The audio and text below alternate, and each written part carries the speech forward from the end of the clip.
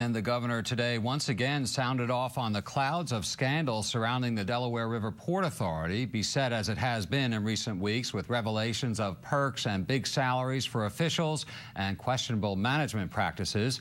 Answering a reporter's questions at the Honeywell event, Christie had some cautionary words about the possible reappointment of DRPA CEO John Mathewson, a former Republican state senator whose contract expired almost 2 weeks ago.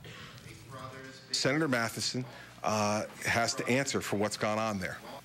And we are, both our authorities unit in the governor's office and the folks in the Pennsylvania side are looking into that now and talking to folks at DRPA, including Senator Mathewson, about how some of these abuses occurred and what role, if any, he had in, or knowledge about these things.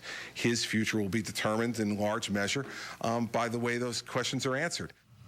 And NJN News, which broke the initial story, has also learned that the state comptroller's office has now sent a request for reams of documents to the DRPA as it scrutinizes the authority. This comes on top of similar demands from the Pennsylvania treasurer last week. And then there's this note. Christie also told reporters today reform issues at the authority are, quote, very obvious, and that he and Pennsylvania Governor Ed Rendell will have a plan in short order.